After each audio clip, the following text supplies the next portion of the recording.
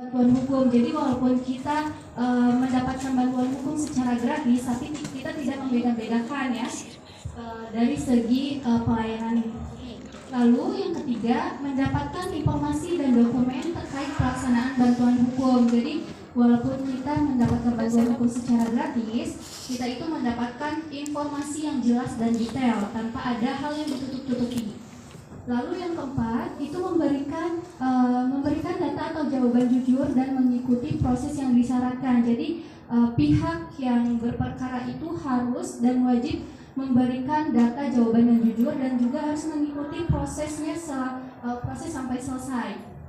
Dan yang terakhir itu menghormati advokat atau lembaga bantuan hukum yang menjalankan tugasnya. Jadi kan kita itu harus punya etika ya, apalagi kita mendapatkan bantuan seperti itu. Nah, selanjutnya nih Kak Irham, kenapa sih bantuan hukum itu penting buat pelajar terutama? Karena jika seorang pelajar tersangkut perkara hukum atau menjadi korban dalam suatu kasus, akses bantuan hukum dapat memastikan hak-haknya terlindungi. Yang kedua ada mendorong budaya hukum bahwa tidak hanya orang dewasa yang punya hak, tetapi anak atau pelajar juga memiliki hak hukum. Yang ketiga ada memberi pemahaman bahwa hukum adalah alat untuk keadilan bukan sekedar ancaman. Yang terakhir ada mengurangi ketakutan terhadap proses hukum dan meningkatkan kepercayaan bahwa keadilan bisa diperoleh. Nah, jadi maksudnya itu adalah seorang pelajar apabila tersangkut ataupun terkena perkara, mau itu menjadi korban ataupun menjadi pelaku, akses bantuan hukum itu sama teman-teman. Ketika kita menjadi pelaku kekerasan misal sampai temannya berdarah dan segala macam, itu bisa mendapatkan bantuan hukum untuk berperkara di pengadilan. Sama halnya kalau misal kita menjadi korban juga sama, ada bantuan hukumnya. Apalagi korban gitu ya, pasti ada bantuan hukum itu sendiri gitu. Nah selanjutnya yang dimaksud dengan mendorong budaya hukum itu seperti apa? Jadi kita kan sering mendengar ya ataupun di berita kita lihat bahwa orang-orang yang berperkara itu kebanyakan orang-orang dewasa, mau itu korupsi, mau itu kekerasan seksual. Nah ini untuk mengedukasi bahwasanya tidak hanya orang dewasa saja yang punya hak untuk mendapatkan bantuan hukum, tapi anak-anak, para pelajar, dan lain-lain gitu. Selagi memang sedang berhadapan dengan hukum, maka semua orang berhak mendapatkan bantuan hukum. Nah, yang selanjutnya itu yang dimaksud dengan memberikan pemahaman bahwa hukum adalah alat untuk keadilan bukan sekedar ancaman itu apa? Jadi sebagai pemahaman bahwasanya bantuan hukum itu sendiri adalah sebuah alat ataupun alternatif untuk mendapatkan keadilan teman-teman. Mau itu kita pelaku maupun kita korban, itu semuanya mendapatkan keadilan, bukan hanya sebagai ancaman aja kayak wah kamu pasti di penjara nih karena kamu udah pukul teman kamu gini. Itu enggak seperti itu. Semuanya kita junjung bagaimana cara keadilan itu berproses seperti itu ya. Terus yang terakhir, gimana sih maksudnya itu ya mengurangi ketakutan terhadap proses hukum? Karena kita itu, saya aja kalau semisal melihat kasus segala macam, saya menginterpretasikan diri sebagai pelaku ataupun korban, saya takut jujur berhadapan dengan hukum dengan segala bentuk ancaman dan lain-lain. Tapi melalui bantuan hukum ini tentunya meningkatkan kepercayaan kita sebagai klien ya istilahnya, sebagai klien untuk mendapatkan keadilan dan percaya bahwa keadilan itu ada loh. Jadi kayak gitu gunanya bantuan hukum. Nah selanjutnya kita lihat nih contoh situasi di luar sekolah. Nah ini patut diperhatikan teman-teman karena sering banget ataupun marak banget terjadi. Yang pertama, seorang siswa ditekan untuk menandatangani surat tanpa persetujuan orang tua atau wali, atau ditekan dalam kegiatan ekstrakurikuler yang mungkin melibatkan haknya. Jadi maksudnya tuh misal gini, ada sebuah fenomena ataupun kegiatan yang melibatkan surat-surat yang perlu ditandatangani tapi didesak dalam artian ayo cepat tanda tangan tanpa diberikan waktu untuk memberitahu dulu orang tua atau memberitahu guru atau bahkan tanpa pengetahuan guru seperti itu. Nah terus ada yang namanya dalam kegiatan ekstrakurikuler yang mungkin melibatkan haknya. Jadi misal gini, ada kegiatan LDKS ya namanya ya kalau di sini ya, LDKS misal dilarang membawa minum.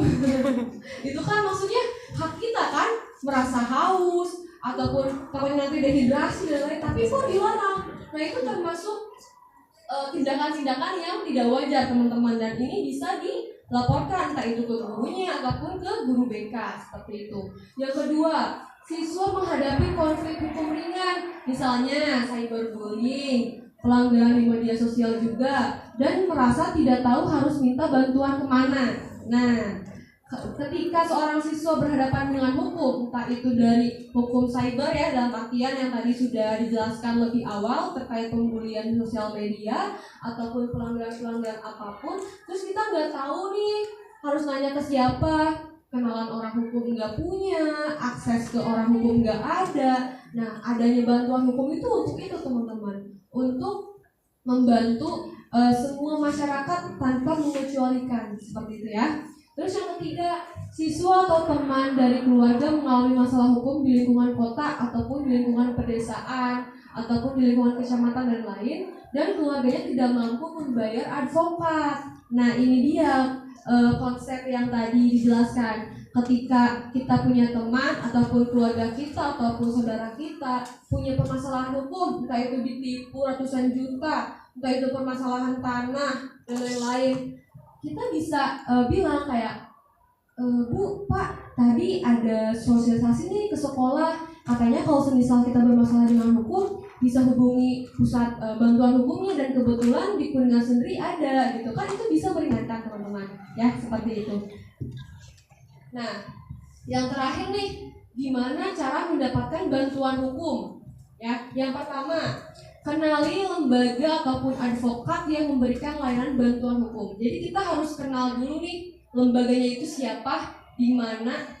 Nah di sini kebetulan kan tadi ada ya di Fakultas Hukum PKBH, terus juga di pengadilan pun ada namanya Posbakum. Jadi teman-teman bisa datang ke Pengadilan Negeri Kuningan, ke bagian Posbakum untuk mengkonsultasi terkait permasalahan ataupun perkara yang sedang diderita gitu, dijalani seperti itu.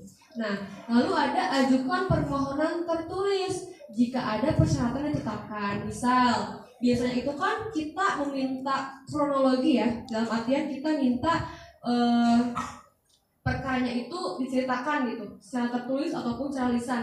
Nanti teman-teman bisa menjelaskan lewat lisan ataupun tulisan kepada lembaga yang bersedia untuk membantu seperti itu.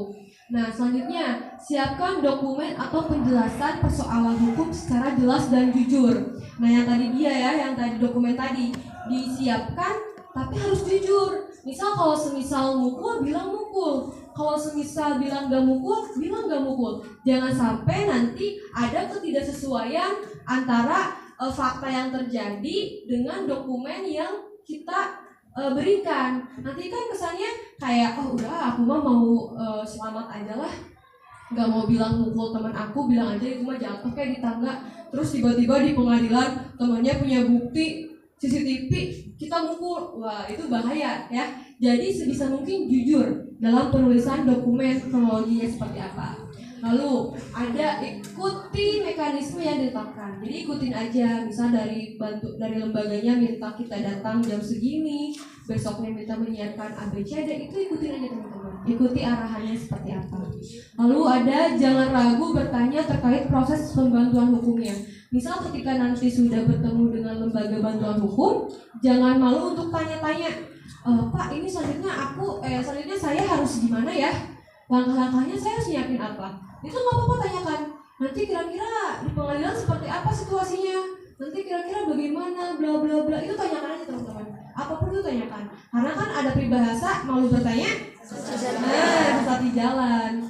Nah, terus yang di bawah ada siswa bisa bertanya kepada guru BK ataupun wali kelas. Jadi kalau semisal ada keterbatasan untuk ke pusat bantuan, entah itu jaraknya ataupun permasalahan yang sekiranya bisa diselesaikan dengan cara damai, dan juga guru ataupun guru wali kelas ataupun guru BK-nya bisa menyelesaikan, ya kita cari yang terdekat aja gitu ya.